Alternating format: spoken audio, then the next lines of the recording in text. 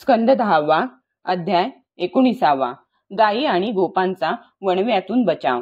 श्री शुकदेव म्हणतात, एकदा गोपाळ खेळांमध्ये गुंग झाले असता त्यांची गुरे स्वच्छंदपणे चरत गवताच्या लोभाने घनदाट जंगलात गेली। त्यांची गुरे एका वनातून दुसऱ्या वनात जाता जाता उन्हाने तहान लागून व्याकुळ झाली आणि हंबरत हंबरत मुंज नावाच्या गवताने भरलेल्या वनात शिरली।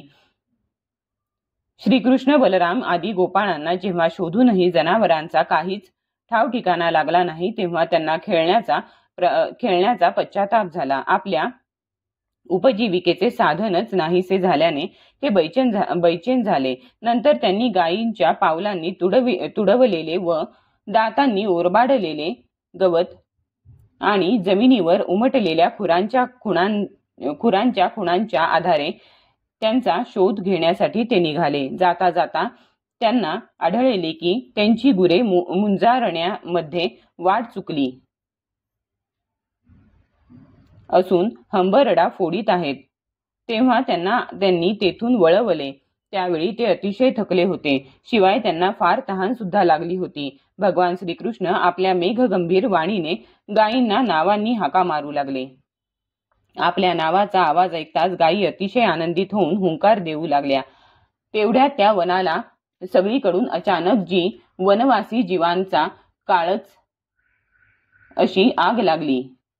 त्याचबरोबर वारे वाहू लागल्याने आग भडकली आणि आपल्या भयंकर लोळांनी चराचराला भस्मसात करू लागली। जेव्हा गोपाळांनी आणि गुरांनी पाहिले की वणवा चारी बाजूंनी आपल्याकडेच येत आहे, तेव्हा ते अत्यंत भयभीत झाले आणि मृत्यूच्या भीतीने घाबरलेले जीव ज्याप्रमाणे भगवंतांना शरण जातात, त्याचप्रमाणे ते श्रीकृष्ण आणि बलरामांना शरण जाऊन म्हणाले, महावीर श्रीकृष्णा परमप्रतापी बलरामा, आम्ही आपणास शरण आलो आहोत।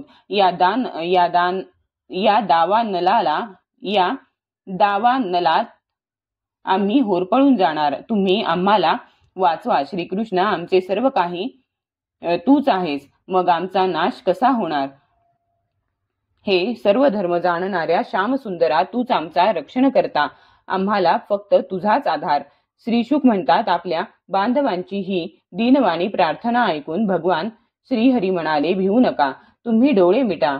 ठीक आहे असे म्हणून त्यांनी डोळे मिटताच योगेश्वर भगवंतांनी ती भयंकर आग तोंडाने पिळून टाकली आणि त्यांना त्या घोर संकटातून सोडविले। यानंतर जेव्हा गोपाळ डोळे उघडून बघतात, तोच त्यांना आपण